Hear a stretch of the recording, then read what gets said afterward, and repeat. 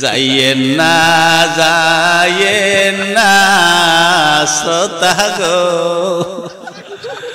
ও শ্রোতা হুন্না জন মোর বয়ান গো শ্রোতা যাইয়েন না গো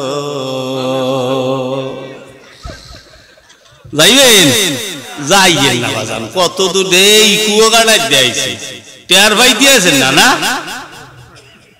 আরে মমতাজ বেগম আর ড্যান্সার যদি আইতো এই সমস্ত মানুষগুলো ওই পিছে বইতো তো দূরের কথা সামনের কাতারে টিকিট কাটিয়া আকুরে চাইয়ে থাকতে কথা কন না কে তুমি মুসলমানের বাচ্চা সারা রাত গানের প্যান্ডেলে তুমি বইয়ে থাকতে পারো ওদের ময়দান 12টা কি 12:30টাই যাবে এই জন্য একা তোমার এত পাছা গরম হই জিন্দেগি তোর যায় রে ফাঁকি দিয়া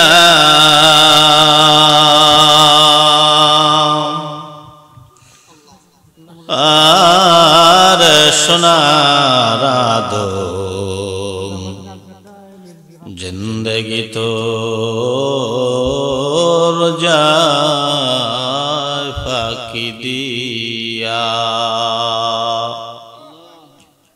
জিন্দেগি তোর যায় রে ফাঁকি দিয়া সোনার যুবক জিন্দেগি তোর যায় ফাঁকি দিয়া ও আদম রে পাক ধরিয়া গেছে দাড়ি দন্ত আছে গোটা চারি আজরাইল সামান জারি গিয়াছে করিয়া রে সোনার আদম জিন্দেগি তোর যায় ফাঁকি দিয়া জিন্দেগি তোর যায় রে ফাঁকি দিয়া সোনার যুবক জিন্দেগি তোর যায় ফাঁকি দিয়া ও আদম রে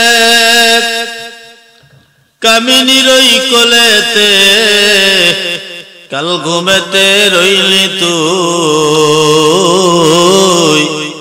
সারা নিশি কাটাইলি তুই ঘুমাইয়া ঘুমাইয়া রে সোনার আদম জিন্দেগি তোর যায় ফাঁকি দিয়া জিন্দেগি তোর যায় রে ফাঁকি দিয়া সোনার আদম জিন্দেগি তোর যায় ফাঁকি দিয়া চার রঙের মশলা দিয়া খেয়াল দিয়া শুনে যে কইরাছে তোর গঠন চার রঙের মশলা দিয়া চার রঙের মশলা দিয়া যে কইরাছে তোর গঠন চার রঙের মশলা দিয়া চার রঙের মশলা দিয়া আপনাকে আমাকে বানাইছে কয় মশলা দিয়ে কি কি জানেন না হ্যাঁ জানেন আগুন পানি মাটি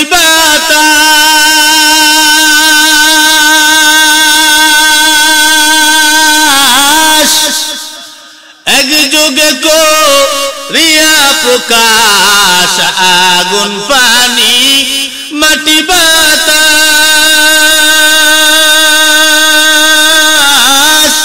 একযোগে করিয়া প্রকাশ দেখলি না তুই কইরা তালাশ যুবক ওরে দেখলি না তুই কোন জায়গা সে মহাজন চার রঙের মশলা দিয়া চার রঙের মশলা দিয়া যে কইরাছে তোর গঠন চার রঙের মশলা দিয়া চার রঙের মশলা দিয়া একটু জোরে বলা যাবে কি মারহাবা তাহলে মশলা কয় পদ জানছেন আগুন পানি মাটি আর বাতাস এজন্য দেখবেন মানুষের মেজাজ চার রকমের হয় আমরা প্রায় সময় বলি যে হুজুর এই মানুষটার মতো মানুষ হয় না একেবারে মাটির মানুষ কয় কি কয় না আবার দেখবেন কয় যে হুজুর ওই সেরাদারে যাবেন না ওর মেজাজ সবসময় আগুনের মতো গরম হইয়েই থাকে কয় কি কয় না আবার কয় হুজুর এই মানুষটা খুবই ভালো মানুষ একেবারে ঠান্ডা পানি কয় আর এক দল আছে হ্যাঁ গো মেজাজ বাতাসের মতো ভুরভুরা এই ওডে এই নাই আছে না একদম আল্লাহ পাক আপনাকে আমাকে মার গর্ভের থেকে দুনিয়ায় পাঠাবার পরে আল্লাহ কয় বান্দা তুমি চলতে পারতা না ফিরতে পারতা না খাইতে পারতা না তোমার কাপড় তুমি খুলতে পারতা না পড়তে পারতা না গোসল করতে পারতা না বান্দারে আমি তোমার মা দিয়া খালা দিয়া ফুফু দিয়া শাশি দিয়া বড় ভাই দিয়া বড় বোন দিয়া আমি আল্লাহ তোমারে লালন পালন করাইলাম তুমি চলতে পারতা না তোমারে চলাইয়া দেওয়া হইতো খাইতে পারতা না খাওয়াইয়া দেওয়া হইতো কানে শুনলে কোনো কথা বলতা না কোনো কথাও বলতে পারতা না বান্দা তুমি কাপড় পরতে পারতা না গোসল করতে পারতা না তোমারে গোসল করাইয়া দেওয়া হইতো কাপড় পরাইয়া দেওয়া হইতো আল্লাহ কয় বান্দা যেদিন আসছো ল্যাংটা আবার এটা হলো আমাদের আসার সময় আল্লাহ কয় বান্দা আবার যেদিন যাইবা নাকের শ্বাস যেদিন বন্ধ হবে আল্লাহ বলে ওই দিন নিজের শরীরের পোশাকটাও নিজে হাতে বান্দা খুলতে পারবা না ঠিক না খোলা সম্ভব নয় আল্লাহ কয় বান্দা আপনারা সবাই জানেন মসজিদে একটা চার পায়া খাট আছে কথা হয় না চিন্তা মনে হয় নেতে আইবে কয়েকদিন পর চিন্তা করি না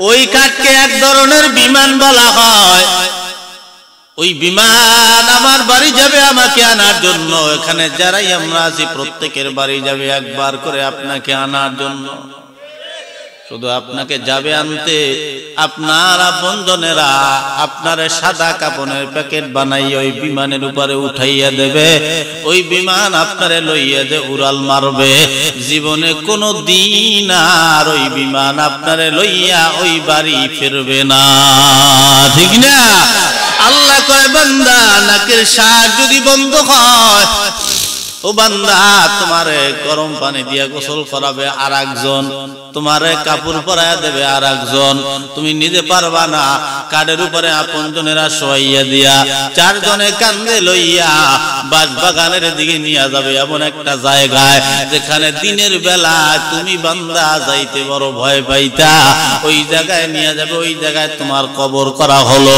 ওই কবরের ভিতরে নামাইয়া মাটি চাপা দিয়া যে চলে আসবে জীবনে কোনো দিন আর কোনো মানুষ তোমার খবর নিবে না ঠিক না আপন আপন বইলা যারে বাবস সারাক্ষণ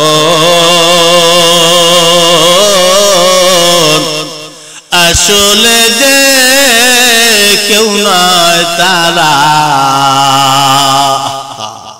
কেউ নয় রে আপন আপন আপন বইলা যারে বাবস সারাক্ষণ আসলে যে কেউ নয় তারা কেউ নয় রে আপন আজ না হয় কাল বুঝবা একদিন রে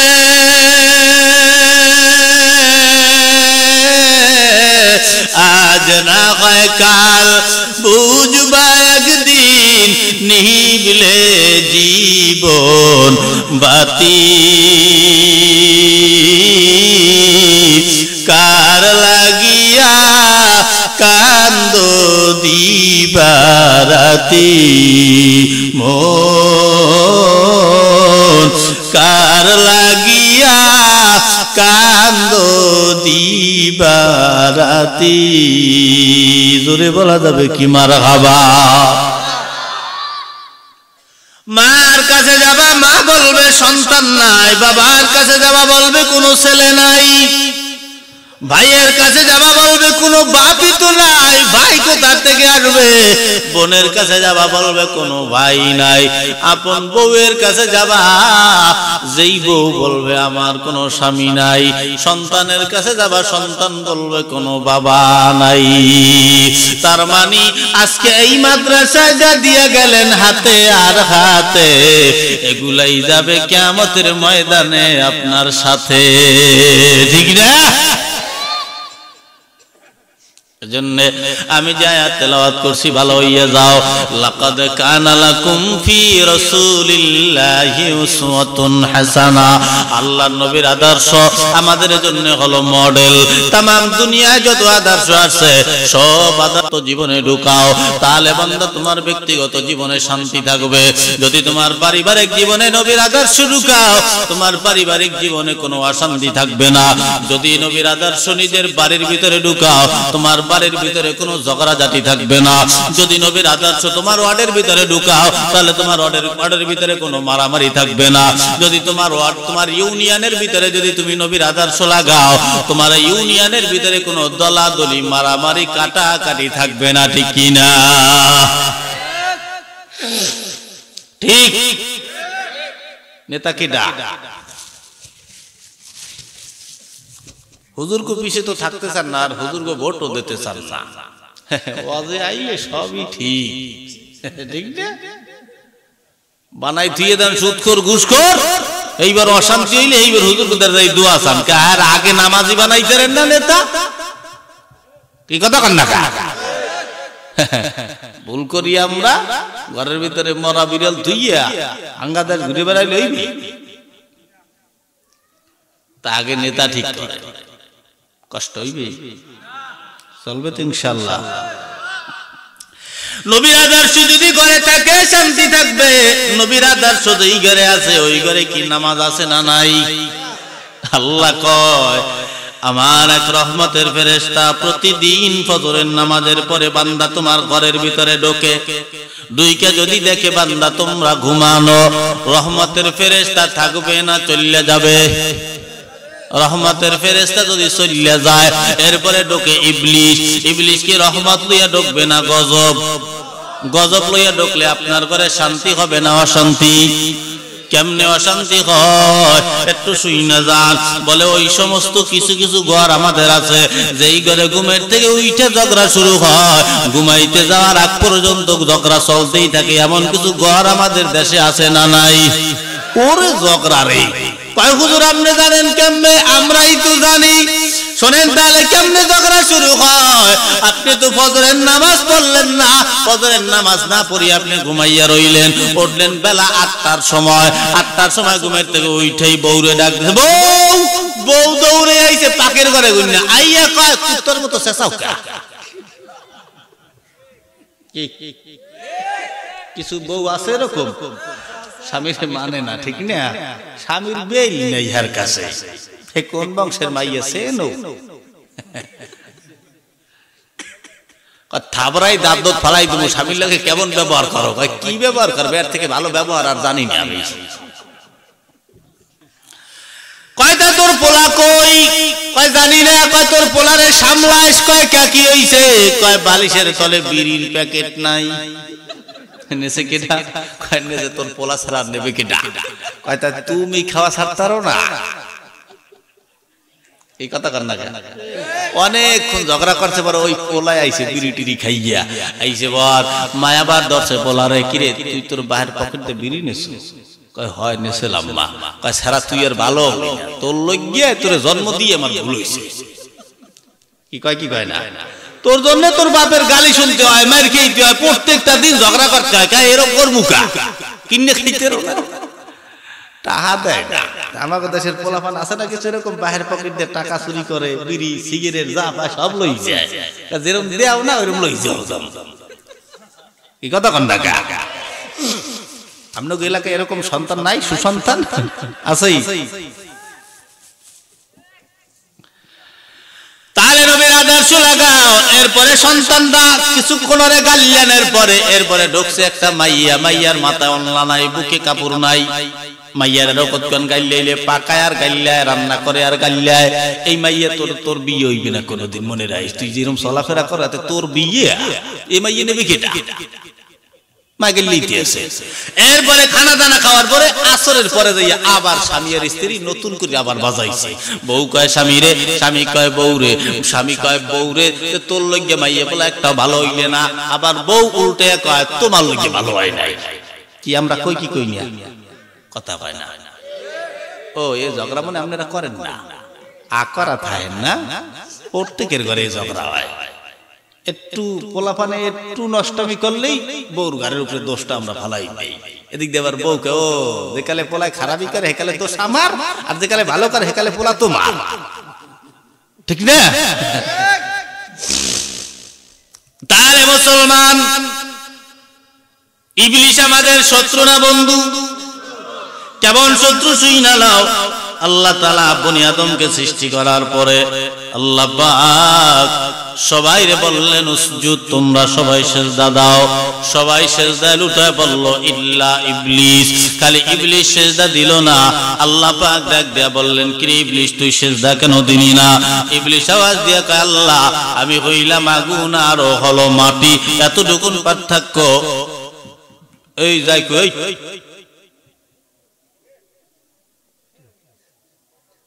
কই যাও, কোন ওটা ওডি হইবে না, ঠিক না?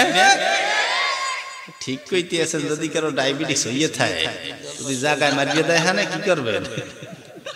ঠিক কইয়ে ফেলাইলেন, ধরতে পারে না প্রস্রাব পায়খানা, ধরলে যাই হ্যাঁ ডিলে ডালা থাকতে পারে। তাহলে আল্লাহ ইবলিস কেন সিজদা দিলি না? বলে আমি আগুন আর হলো মাটি। আল্লাহ কয় লানাতুল্লাহি আলাল ইবলিস, আমি আল্লাহ তোরে লানত দিলাম, জান্নাত থেকে বের করে দিলাম, জাহান্নামী বানাইলাম। জীবনে কোনো দিন জান্নাতে ঢুকতে পারবি না। মনে মনে মেজাজ গরম হয়ে গেল। আল্লাহ এই বনি আদমের কারণে আমি জান্নাত থেকে বের হইলাম। মনে মনে টার্গেট করলো বনি আদম কোনটারে জান্নাত থেকে বের করে দিবে, জীবনে কোনো বনি আদমকে জান্নাতে ঢুকতে দিবে না। এগুলা মনে মনে চিন্তা করিয়া আল্লাহর আওয়াজ দিয়া কয় ও আল্লাহ গো, আমাকে তো জান্নাত থেকে বের করেই দিলেন, তাহলে যাওয়ার আগে আগে আমি আপনার কাছে কিছু চাইবো। আপনি আল্লাহ কি দেবেন? কি চাও তাড়াতাড়ি যেমন ভালো আছে দিয়ে দেব। আওয়াজ দিয়া কয় আল্লাহ আমারে কিয়ামত পর্যন্ত হায়াত দাও। কিয়ামত পর্যন্ত আল্লাহ তারে হায়াত দিয়ে দিল। হায়াত দেওয়ার পরে আবার কিছুক্ষণ পর আবার জিগায় আল্লাহ আমি কিয়ামত পর্যন্ত হায়াত কেন নিলাম? আপনি আল্লাহ কি জানেন? আপনাকে কি বিশ্বাস আল্লাহ কি জানে? উনি পণ্ডিতে জিগাইতেছে, আল্লাহ জানে না। আল্লাহ কয় না জানি না, কেন বল। কয় আল্লাহ কিয়ামত পর্যন্ত হায়াত দেওয়ার মানে হলো তোমার এই বনি আদমের কারণে যেহেতু আমি জাহান্নামী হইলাম, আমিও তোমার সাথে টার্গেট লাগাইলাম, তোমার একটা বনি আদমকেও আমি জান্নাতে যাইতে দেব না। আল্লাহ বলে কোথায় নিবি? বলে আল্লাহ জাহান্নামে নেব। আল্লাহ বলে কেমনে নিবি? বলে আল্লাহ তোমার এই বান্দাকে জাহান্নামে নেওয়ার জন্য আমি সর্বোচ্চ চেষ্টা চালাবো, তাতে যা করতে হয় করব। তোমার এই বান্দাগুলাকে জাহান্নামে নেওয়ার জন্য আমি হাজার হাজার মজার মজার গুনাহ রাস্তাগুলা দিয়ে দিব। তোমার বান্দারা গুনাহ করবে আর জাহান্নামে যাবে। এজন্য দেখবেন দুনিয়া যত গুনার রাস্তা আছে, সমস্ত গুনার রাস্তায় কিন্তু মজা আছে।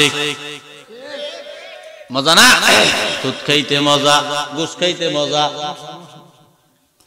হ্যাঁ সুদ খেতে মজা না? টাকা বেশি বেশি পাওয়া যায়, ঘুষ তল দিয়ে লওয়া যায়, উপর দিয়েও খাওয়া যায়। এই ঘুষ খেতে মজা, লুচ্ছামি করতে মজা, লম্পনি করতে মজা, পরের মাইয়া গোলাকে প্রেম করতে মজা, নিজের বউ লাগে কথা কইতে ভালো লাগে না, পরের বউ লাগে কথা একবার শুরু হইলে আর বুঝি শেষ হয় না। কি আমরা কোন তো কোন না না কইলে ঠিক করবেন কে? ঠিক দেখি তো কইছেন, ঠিক ঠিক না? বাবির লগে কথা কয়, বাবি সাহেব বাবির লগে কথা কয় কি জায়েজ আছে? কথা কয় না, জায়েজ নাই। এ যুবকরা কথা কয় না, আকুরে যাই রিস্কা যুবকরা আজ জায়গাও দি পিছন দিয়া দেখছেন ডরে ঠেলা আজ জায়গাইতে আছে না। ও মোবাইল দেখিয়া ও যে যুবক আছে না বুড়ো হয়ে গেছে এই আর মনে নাই, ঠিক না? ঠিক এই যুবকরা দেখছেন আজ জায়গায় না, আজ জায়গা না যুবকরা, ও যে যুবক নাকি বুড়ো হয়ে গেছে আল্লাহ জানে। ওই এই ঘরের ভিতরে ঢুকছে সাপ, তা সাপ দেখলে হুজুর মহিলারা কি বইছে এমনি সিল্লি উড়ি আল্লাহ সাপ সাপ সাপ সাপ সিল্লি ওঠে না। তো ওই ঘরের বেডা আছে খাটের উপরে শোয়া, তো ওই মহিলা ওই সাপ দেখি সিল্লি উড়ি আল্লাহ সাপ সাপ সাপ সাপ, ওই বেডায় উঠতে কয় কি একটা বেটা মানুষ ডাক দাও। তা মহিলা কথা তুমি কি? ও কথা আমিও বেটা, তাই দেও একটা লাঠি। মানে উনি সাপ সাপ হইন উনি বেডা না বেডি উনি হেই ভুলি গেছে। তা যুবকরা মোবাইল দেখি আমি কইতেছি যুবক রাত জাগাও, তা ও বুড়ো হইছে না যুবন আছে হেইও জানে না, ভুলি গেছে। দেখি এইবার একটু রাত জাগাও তো যুবকরা, এইবার বুঝতে পারছে ব্যাপারটা। তোমারে মোবাইলে খাইছে যুবক, তোমারে মোবাইলে খাইছে, ঠিক না? অল্প বয়সের পোলা মাইয়া প্রেমে জড়াইছে জামানা, মোবাইলে খাইছে জামানা, মোবাইলে খাইছে। রেডিও তুইয়া ট্যাব আইলো, ট্যাব তুইয়া টিভি, টিভি তুইয়া মোবাইল আইলো, যা খুশি তা পাবি। টিভির পর্দায় যাহা আছে মোবাইলে তা আছে, আরো কত আজে বাজে মোবাইলে দেখতাছে, ঠিক? ওই সমস্ত জিনিস দেখা নেশায় মেতেছে জামানা, মোবাইলে খাইছে জামানা, মোবাইলে খাইছে, ঠিক না? যে কথা বাজে কয়টা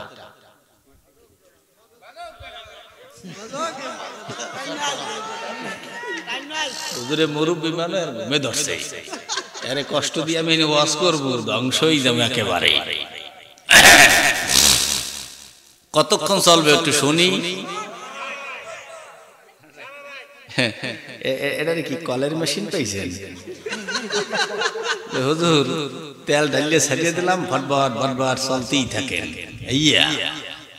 এটা হইলো আদম মেশিন। কি মেশিন? আদম মেশিন। আসেন একটা ঘটনা শুনাই। পয়গম্বর মুসা নবী একবারে এরকম এক মজলিসের ভিতরে বসা, এই বাতির মতো আলোকিত একটা চকচকিয়া টুপি মাথায় দিয়া ইবলিস আইসা মুসা নবীরে সালাম দেয়, আসসালামু আলাইকুম। মুসা কয় কেডা? কয় আমি হুজুর আমি ইবলিস। কয় তুই আমারে সালাম দিলি কে? কয় হুজুর সালাম দিব না কর্ম কি? আল্লাহ আপনারে সম্মান দিছে তাই আমিও আপনারে সম্মান দিলাম। এই মুসা নবী ডাক দেয়া কয় তোর মতন ইবলিসের সম্মান আমি মুসার লাগবে না, ঠিক না? আওয়াজ দিয়া কয় তোর মাথায় যে একটা টুপি দেখলাম, টুপিটা করলি কি? কয় হুজুর পিছনে ফালাই দিয়েছি। কয় খেয়া? কয় হুজুর ওটা তো আপনার বেলায় কাজে লাগবে না, তাই পিছনে ফালাইয়া দিয়ে আসলাম। বলে তাহলে ওই টুপি দিয়ে তুমি করো কি? কয় হুজুর ওই টুপিটা দিয়া আমি দুনিয়ার ইমানদার মানুষগুলারে ধোঁকা দেই। কাগো ধোঁকা দেয়? ইমানদার। আপনি আর আমি ইমানদার না বেঈমান? ইমানদার। আমাগো ধোঁকা দেয় ইমানদার।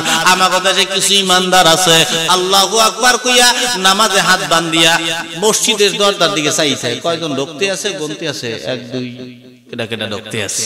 কি কথা কন না? ঠিক মতো পড়েন তো নামাজ। আবার এক মুসল্লি, তাই আমি ওই বাসার থেকে ইয়ে নামাজ পাই নাই, তাই মাদ্রাসার হুজুররা দাঁড়াই গেছে, হুজুরে আসতে দেরি হইতে আছে, তো হুজুরে দাঁড়াই গেছে, আমি ওই ওযু করে পিছনে ইয়া দাঁড়াবো। এর মধ্যে ওই নামাজ তো সবাই দাঁড়াই গেছে, পিছনে একজন আর মোবাইল বাইলছে, শোনার আর মোবাইল বন্ধ করতে মনে নাই। ওই পাশে আর একজন যে আছে ও নামাজ কালাম সারিয়ে দিয়েছে, মোবাইল নামাজের কালে বন্ধ করেন, সবাই নামাজ পড়তেছে, নামাজ নষ্ট বন্ধ কর তাড়াতাড়ি। আর আমি এই যে পিছনে খারাইছি, উনি গেছে অতবা বই আমার দেখি, আমি তুই কাণ্ড লিখি জানে তো, ঠিক না? মসজিদে ছোট ছোট বাচ্চারা আইলে দুষ্টামি করে না? হ্যাঁ, এই এক ভদ্রলোক নামাজে খারাইছে, আজমানদের সূরা মিলাইতে আছে, সূরা ফাতিহা সূরাও মিলাইতে আছে, আর ওই পাশে দুইটা ছোট ছোট বাচ্চা দুষ্টামি করতে আছে, আর ও বেটা মনে মনে রাগ হইতে আছে, আর কইতে আছে যে এই শয়তান দুইটা কার, হ্যাঁ না এরকম দুষ্টামি হরে কার, আর কোনো জায়গা পায় না। এই কইতে কইতে উনি রুকুর টাইম হয়ে গেছে, রুকুতে যাওয়ার আগে আগে মেজাজটা ফুল গরম হয়ে গেছে, না রুকুতে যাওয়ার আগে ভেটকি না দিয়ে আর পারাই দেন, আমি নামাজ পড়ি তোরা সইলেও না কথা কইস, আল্লাহু আকবার কই রুকুতে গেছে, নামাজ হবে? হ্যাঁ পড়েন নামাজ, এই নামাজ পড়েন কেটে কেটে রাত জাগান, ইয়ে সব আল্লাহর ওলি, হাত না মান বুঝি। সুনামগঞ্জের মানুষ মাদ্রাসার তলবে এলেম আর মাদ্রাসার হুজুররা বাদে একটা লোক বলেন যে হুজুর 5টা সূরা আমি আপনার সামনে মুখস্থ সহিহ শুদ্ধভাবে বলতে পারবো, 4 রাকাত নামাজ পড়তে 5টা সূরা লাগে, পারবেন? সুনামগঞ্জের মানুষ একটু হইলে হুজুরকে বিরুদ্ধে লাগিয়ে যান, 80 বছর 90 বছর বয়স, আল্লাহ বুঝি নেই, আল্লাহ কবে বিয়ে করছো, কবি হা হলামাই করে 10টা হয়েছে, আল্লাহ ওয়া বানাইছো কেমনে? হ্যাঁ বিয়ে করলে কি করতে বুঝছো কেমনে? টাকা কোথায় বেশি পাইতে ওয়া বুঝছো, কোন জায়গায় কার পাছায় বাস দিতে হইবে তা পাই বুঝছো ঠিক মতো, তুমি এইটা বুঝো নাই। আমি না হয় সূরা পারি, বড় বড় সূরা পারবো, হুজুর আমরা কি করব? এই জন্য আল্লাহ তোমাকে জন্য সূরা কাউসার, সূরা কুল হুয়াল্লাহ, সূরা নাস, সূরা ফালাক দিয়ে দেন যেন সংক্ষেপে মুখস্থ করতে পারো, করেন তো না? রে যুবকরা টাচ মোবাইল দেখো না, মাইগো পিছে গুরগুর গুরগুর করে বেড়াও, মাইগো সেনো সেনো মাইগো, সব মাইয়ারা হইলো পুরুষের পকেট ফাঁকা করার মেশিন গান, কথা কম না গা, তারা যায় আর দিয়া হে টাহা নাও, গিফট দিয়া গিফট, পাগল ছাগল বাবাটা বাইরে হোটেলে বসে খায়, বাইরে টাকা নিয়া মাইয়ের দিয়া এই হুজুর সরি দুঃখিত হুজুর, এই যে আমার পাজরের হাড্ডি দিয়া আমার স্ত্রীকে বানান নিয়েছে না, কথা কানা হুজুর, কথা কান্না কা, পাজরের হাড্ডি দিয়েই তো আমার বউরি বানান নিয়েছে, তুমি যে 10টা মাইয়ের পিছে কুত্তার মতো নাক দিয়ে ঘুরিয়ে বেড়াও, ওই এর মধ্যে কোনটা তোমার পাজরের হাড্ডি তুমি কি জানো? হ্যাঁ তো এতগুলোর পিছনে তুমি টাকা খুয়াও কে? ওই টাকা না খুয়াইয়ে ও যদি ওই টাকা জমা করে সময়ের কালে কিন্তু ওই টাকা দিয়ে 10 তলা বিল্ডিং বানাইতে পারে, না কইরা হে মাইয়ের পিছে টাকা খুয়াইতে আছে একটা হয় নাই, ওটা গেছে ছুটিয়া, আবার আর একটা, মানে এটা ব্রেকআপ হয়ে গেছে, ব্রেকআপ কয় না, ব্রেকআপ কি নাম বাইরেছে, এগুলো হলো লজ্জা শরম নাই, জৈবনের কারণে বাঁচে না, এবার বিয়ে করে 2 দিন পর বউ থাকে না, থাকবে কেমনে? হুজুরের দ্বারা হুজুর তাবিজ দেন কে অকরকা, এই যুব সমাজ 2টা কারণে ধ্বংস, এক মোবাইল, 2 নম্বরে বেপরদা নারীর কারণে ধ্বংস হয়ে যাইতেছে, কথা বল না কা? এই জন্য কই টাকা কাম, ওই টাকা পায় না, গিফট পায় না, বাপ মার লাগে যাই খারাপ ব্যবহার কর, এজন্য টাকা কামাবি, প্রেম টেম বাদ দিয়া সময়ের কালে যে মাইয়া তোরে ছাড়িয়ে চলে গেছে, তুই টাকা কামাবে না, মাল কামা, সময়ের কালে দেখবি ওরকম হাজার সুন্দরী মাইয়া তোর পারদারাই পড়ে থাকবে তোর বিয়ে করার লাগে, কথা বল না কা? দেও না টাকা পাইয়ে ওই সুন্দর সুন্দর মাইয়েরা, কচি কচি মাইয়েরা বুড়ো বেটা হাত ধরে ঘুরিয়ে বেড়ায়, ফেসবুক দিয়ে ঘুরিয়ে বেড়ায়, দেও না, কথা কও না কা, ঠিক না? এই জন্য আমি গাই, বলবো টাকা পয়সা বেশি যদি করতে পারো কামাই, শ্বশুর শাশুড়ির কাছে ভালো তুমি জামাই, টাকা পয়সা কামাই করে শুধু দিয়ে যাই, শালা শালির কাছে তুমি ভালো দুলাভাই। টাকা পয়সা কামাই করে সামনে দেবে ঢেলে, পিতা মাতার কাছে তুমি খুবই ভালো ছেলে। টাকা পয়সা দেবে শুধু গহনাটা দামি, নিজের বউয়ের কাছে তুমি খুবই ভালো স্বামী। টাকা পয়সা দেবে শুধু হিসাব নিকাশ নাই, ভাই বোনের কাছে তুমি খুবই ভালো ভাই।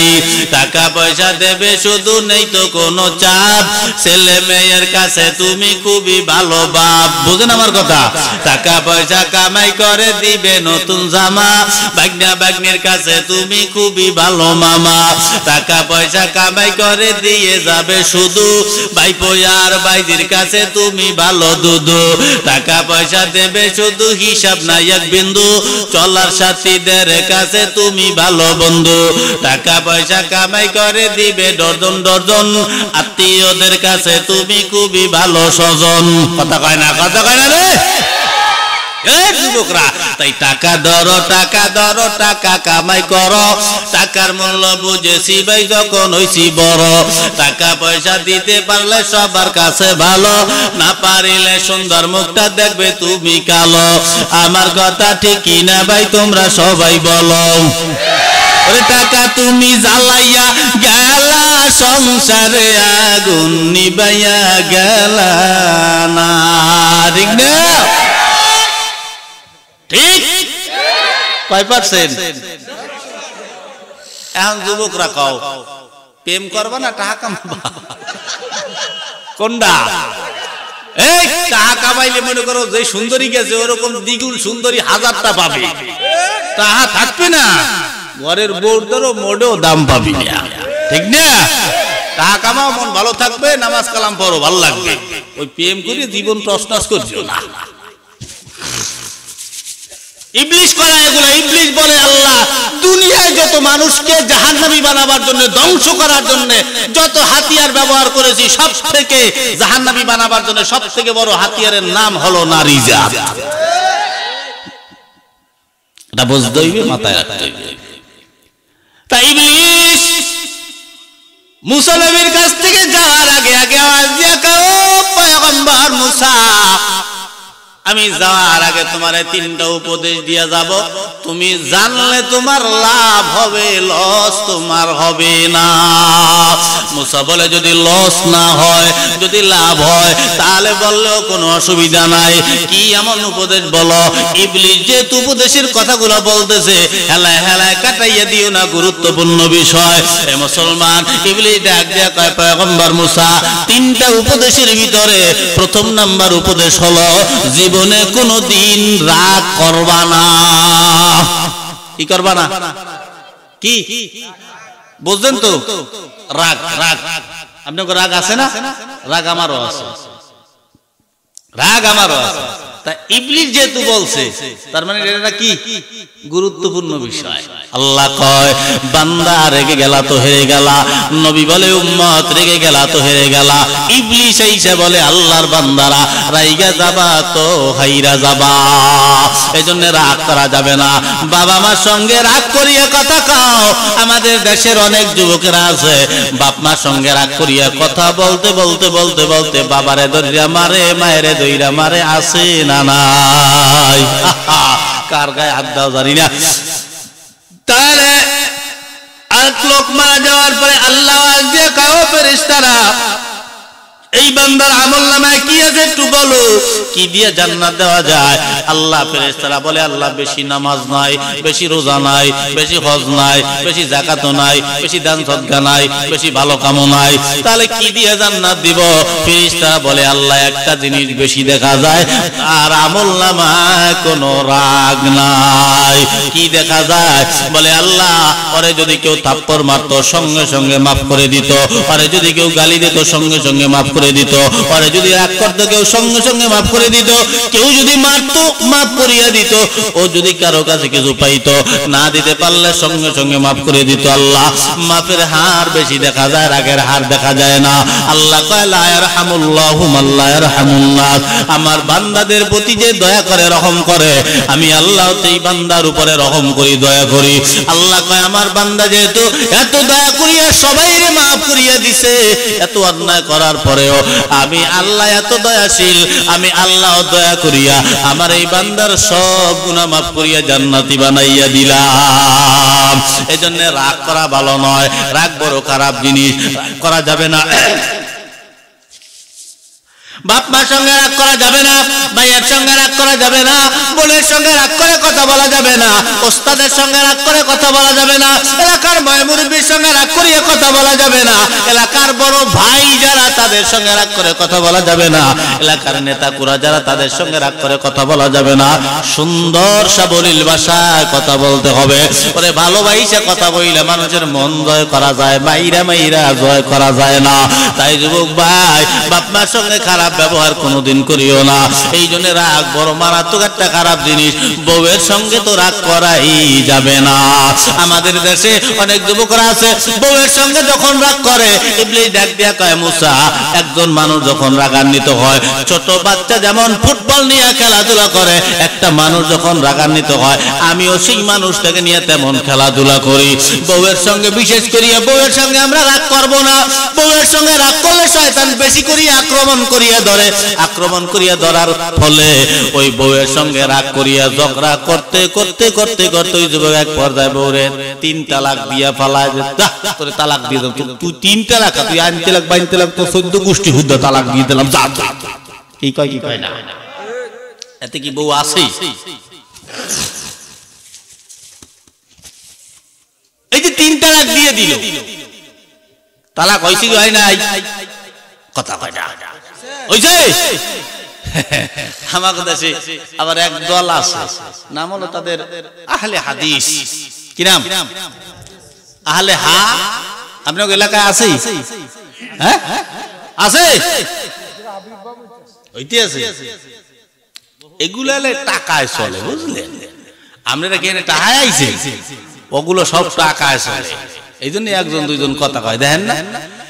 এই আহলে হাদিস ওরা কয় কি, ওই 3 তালাক 100 তালাক দিলেও তালাক হবে না, 1 তালাক হইবে। তালাক 3 বারে দিতে হইবে। কয়বারে?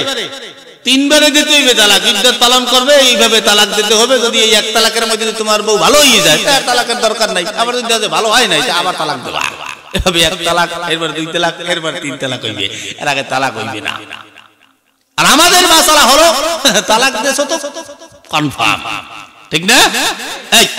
আমি হুজুরের কাছ থেকে 300 টাকা নিয়েছি, মাসালা বুঝছেন? বুঝেন আমার কথা? আমি এই হুজুরের কাছ থেকে 300 টাকা নিয়েছি। কত কত? 300 টাকা। আমি হুজুরকে বললাম, হুজুর এই 300 টাকা আমি আপনাকে 3 মাসে দেব। এই আগামী সামনের মাস কি মাস? জানুয়ারি। জানুয়ারিতে 100 দেব, ফেব্রুয়ারিতে 100, মার্চ মাসে গিয়ে 100 টাকা দেব। এই 3 মাসে আমি 300 টাকা দেব। এটা আমি হুজুরের সাথে ওয়াদা করছি। এখন আমার টাকা হয়ে যাওয়াতে আমি হুজুরকে জানুয়ারি মাসে তাকে 300 টাকা আমি দিয়ে দিছি। মানে এই 300 টাকা তার এই মাসে দিয়ে দেওয়াতে তাকে কি সবে মাত্র আমার হবে 100 টাকা দেওয়া হইল? হ্যাঁ, কয় টাকা? আমার কথা বোঝেন নাই? আরে 3 মাসে দেওয়ার কথা 300 টাকা, আমি প্রথম মাসেই 300 দিয়ে দিছি। তা হইছে কত? 100 দেওয়া হইছে। কত? 300 যদি এই নে দেওয়া হয় তাহলে 3 তালাক হবে না। এই 300 পুরো দেওয়া হয় মানে 3 তালাক হবে না। ওই ফাজলামি বাদ দাও। এই ফাজলামি পাইয়া অনেকে বউ তালাক দিয়ে বই যায়। ওই বউ উনি বাড়িতে গাট্টি বস্তা লই রওনা দেছে, স্বামী যেই ধারে খারাইছে, যাও কই কই কে তুমি আমার এই মতো তালাক দিয়ে দিলা, এখন আর তুমি আমার স্বামী না, তুমি এখন পরপুরুষ হয়ে গেছো, তোমার লাগে আর আমি থাকতে পারবো না। এখন ওই স্বামী কয় তোরে যে তালাক দিছি দেখছে কেনা? হনছে কেউ? না, কয় ওতে তালাক হয় নাই। যা তুই একবার কবুল কর, আমি একবার কবুল করি, নতুন করে বিয়ে হয়ে যাইবে। এরকম বউ হইয়া সংসার করে আমাদের কাছে আছে না নাই? হ্যাঁ, এরকম সংসার করার পরে যত ছেলে সন্তান হবে হালাল জাদা হবে না হারাম জাদা হবে? কথা কয় না রে। এই হারামজাদা গুলাই তো আহলে হাদিস হয়, এই হারামজাদা গুলাই তো নবীর দুশমন হয়, এই হারামজাদা গুলাই তো সাতপন্থী হয়। কথা কয় না কা? এই সাতপন্থী হইয়াই তো আলেমকে উপরে হাত বাড়ায়। আলেমকে উপরে হাত বাড়ায় কারা? যার জন্মের ঠিক নেই। কথা কয় না কা? জন্মের ভিতরে যার দোষ আছে।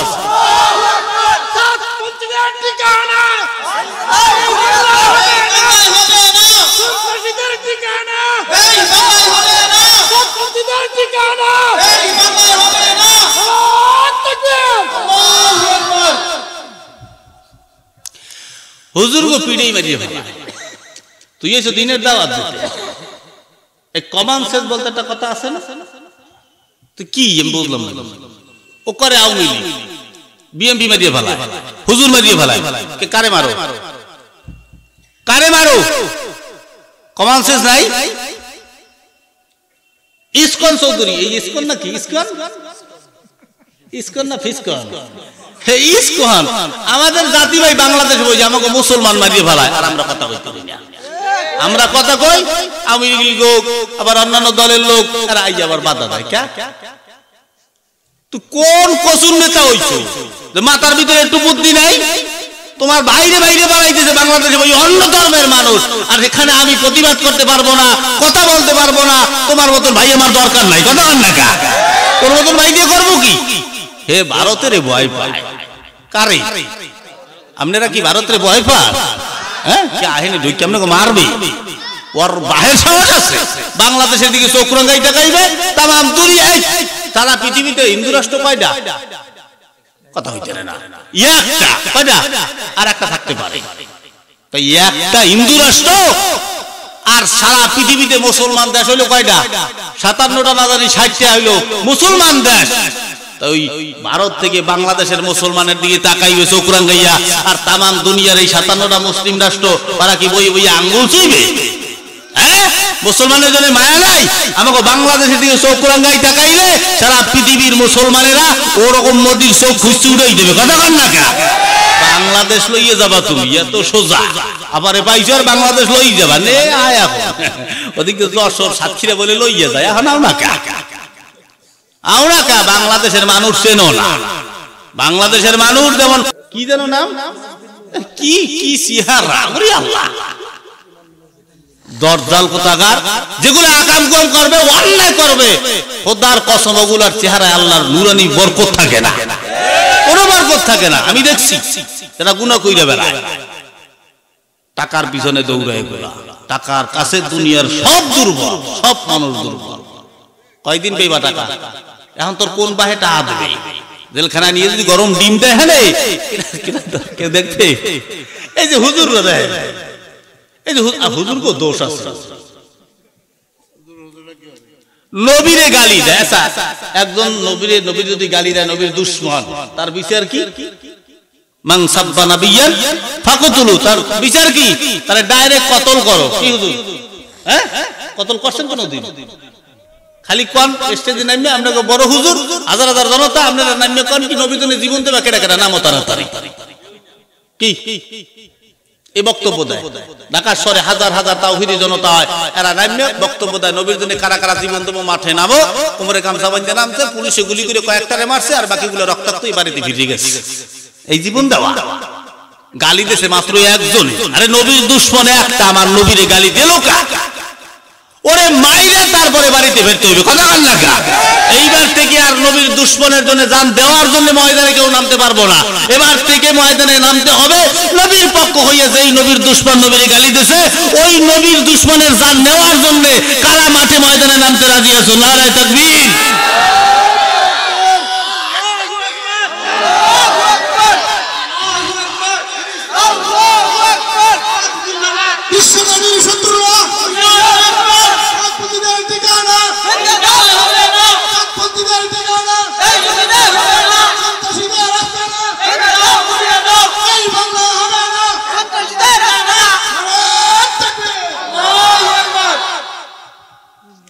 কষ্ট হইতে আছে, মাঠ গরম বানাই ফেলাইছি, আবার ঠান্ডা করে দেবো। আনে কি যুবক ভাইরা কষ্ট হইতে আছে? শোনো ভাই বাজান, শোনেন, আলেমদের সঙ্গে থাকবেন। আমাদের এই বাংলাদেশ শুরুর থেকে শেষ পর্যন্ত আলেম দিয়ে চলছে। আমরা ছোটকালে দেখতে দেখতে ওই যে নোয়াখালীর মৌলবীরা এরাই তো চালাইছে, ঠিক না? কেডা চলে দিতে হ্যাঁ হুজুর জানতা, ঠিক আছে, সমস্যা নেই। আমরা এখানে আপনারা চলে যাবেন?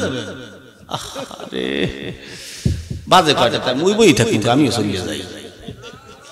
12টা বাড়াই গেছে, আর আগাবো না, আর আগাবো না। আসেন আমি একটু অল্প একটু আগাই। যেটা বলছিলাম একটু লক্ষ্য করো যুবক ভাইরা, আমিও কিন্তু এক মাদ্রাসার ছাত্র। এই যে মাদ্রাসায় আপনারা টাকা পয়সা দান করছেন, এই দান করাতে আপনারা ঠকছেন না জেছেন? কেমন যেটা যাচ্ছেন আমি একটু বুঝাই দিয়া যাই। এই মাদ্রাসায় আপনারা যারা দান করছেন, আমি যে বছর দাওরা পরীক্ষা দেই ও বছর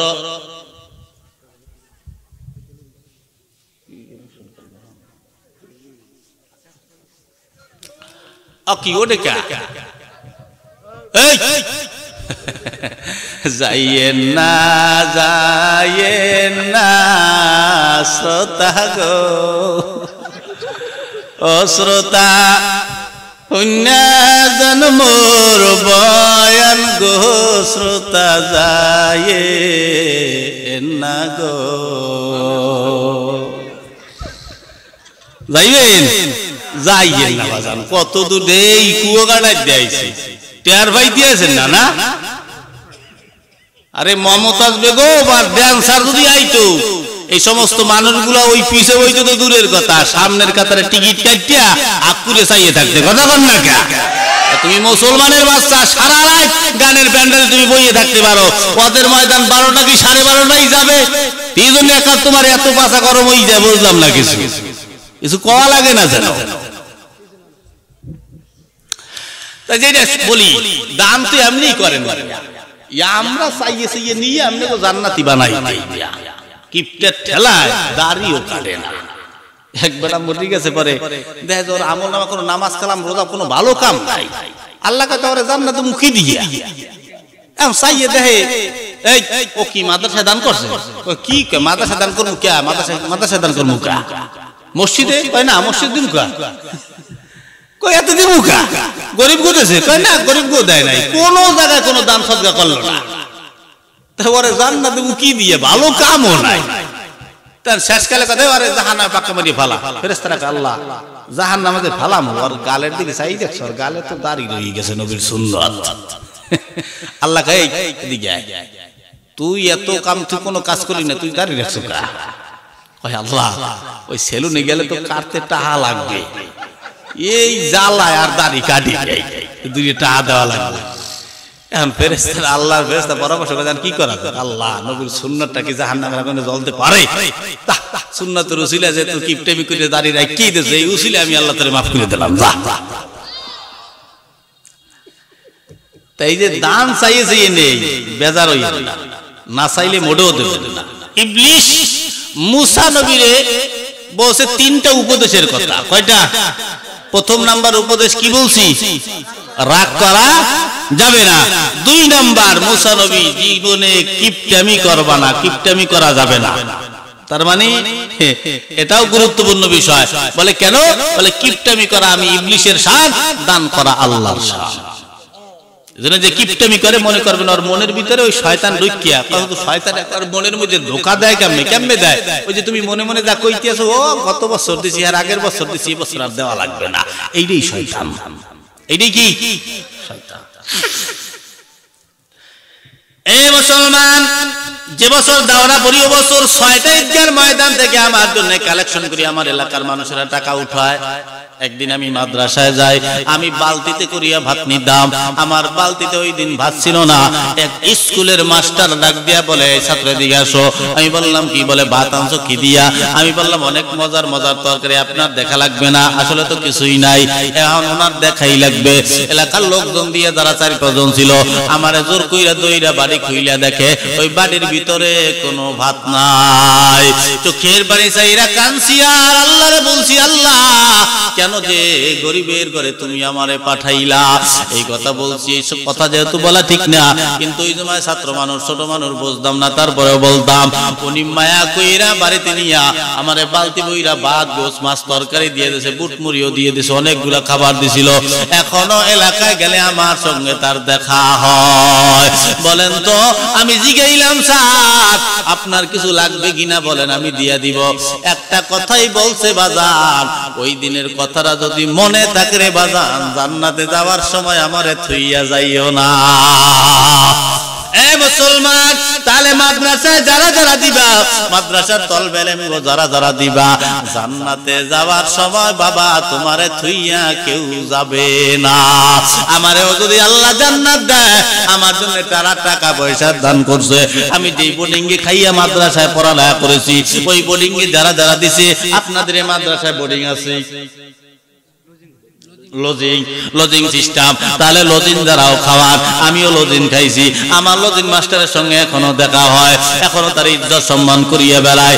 বুড়া হইয়া গেলেও বইলা বইলা বেড়াবো, এই বাড়ির বাড়িতে আমি লজিং খাইছিলাম। কিয়ামতের ময়দানে এই একজন ছাত্র এরকম হাজার হাজার মানুষ হইয়া আল্লাহর জান্নাতে ঢুকবে।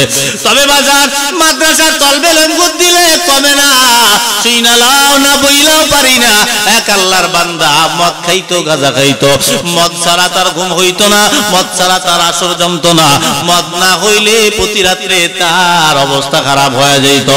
একদিন তিনি মদ কেনার জন্য সন্ধ্যাবেলা বাজার দিয়া রওনা, হঠাৎ করিয়া রাস্তার পাশে দেখে একটা রুমের ভিতরে ছোট্ট একটা বাচ্চার কান্নার আওয়াজ দিয়া কয়, গলাটা ঢুকায় দিয়া কয়, বাজানকে তুমি কান্না করো কেনই বা কান্না করো? আওয়াজ দিয়া কয়, বাজান আমি কোরআন শরীফ পড়বো, আমার হারিকেনের তেল নাই, হারিকেনের তেল ফুরাইয়া গেছে। এই কথা বলার পরে ওনার কোরআনের কথা শুনে ওনার অন্তরটা নরম হয়ে গেল, অন্তরে হিট পয়দা হয়ে গেল। আহারে, আমি কত টাকা দিয়ে মদ কিনে খাই, আরে এই ছেলেটা হ্যারিকেনের তেলের কারণে কোরআন পড়তে পারবে না, তা তো হয় না। আয় বাবা এদিকে আয়।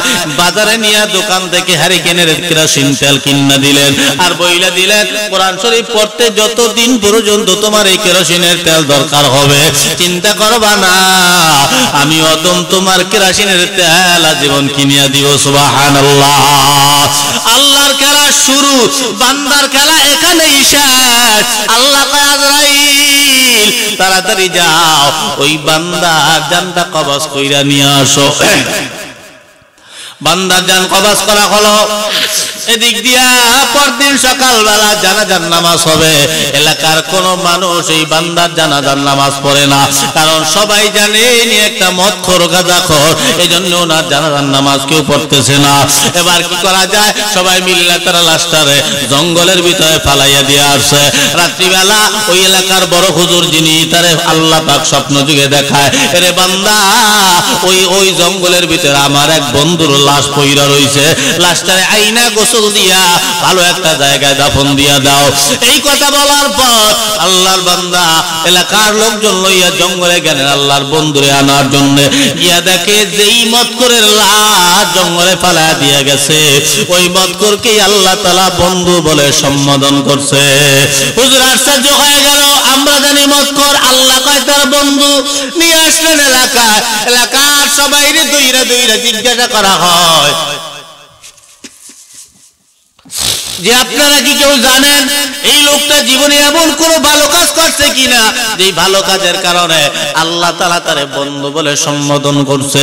সবাই বলে না, আমরা সবাই জানি তিনি মদখোর। কিন্তু হঠাৎ করিয়া দেখে লাইনের শেষ মাথায় ছোট্ট একটা বাচ্চা কান্নাকাটি করে। ডাক দিয়া কয়, বাজান তুমি এদিকে আসো, তুমি কেন কান্দো? বলে, আমি তো আমার জন্য কান্দি না। কার জন্য? বলে, আমি এই মানুষটার জন্য কান্না করি। বলে, কেন? তুমি কি এই মানুষটা সম্পর্কে কিছু জানো? বলে, অবশ্যই, কেন জানবো না? বলে, গতকালকে আমি কোরআন পড়তে না পারার কারণে এই লোকটা হারিকেনের তেল, কেরোসিন তেল কিনা দিছিল, আর বইলা ছিল যতদিন তোমার এই কোরআন পড়ার জন্য হারিকেনের তেল লাগবে, আমি এই অদম তোমার হারিকেনের তেল কিনা দিব, তোমার চিন্তা করা লাগবে না। এই কথা বলার পরে বাজার আমি কান্না করি, এই লোকটা আমার কথাটা বইলা দুনিয়া থেকে বিদায় হয়ে গেল। আমি কান্দি, এই লোক তো মারা গেল, এখন আমার হারিকেনের কেরোসিন তেল কে বাইকে কিনিয়া দিবে। হুজুর আওয়াজ দিয়া কয় আমি বুঝা গেছি রে, আমি পাইয়া গেছি রে, আল্লাহ তাআলা কেন এই মহৎকরকে বন্ধু বলে সম্বোধন করছে। নামাজ কালাম জীবনে কিছু পড়ল না, মদ খাইয়া বেড়াইলো, শুধু একবার এক মাদ্রাসার কোরআন পড়ার জন্য একবার হারিকেনের তেল কিনে দেওয়ার কারণে যদি আল্লাহর বন্ধু হইয়া কবরে যাইতে পারে রে, আপনি আর আমি তো মদ খোর না, গাঁজা খোর না, তাহলে আপনি আর আমি মাদ্রাসায় মসজিদে মাদ্রাসার তলবের দান কইরা আমরা কি আল্লাহর বন্ধু হইতে পারি না? পারা যায়? কারা কারা আল্লাহর বন্ধু হইতে রাজি আছেন হাত জাগাই দেখায়। নারে তাকবীর, আমিন বাজার। আমি জোর করব না, আপনার মনের পরীক্ষা আল্লাহ পাক আপনারে দিছে, আপনার কাছ থেকে আবার আল্লাহ নিবে। সব কিছু দেওয়ার মালিক আল্লাহ, সব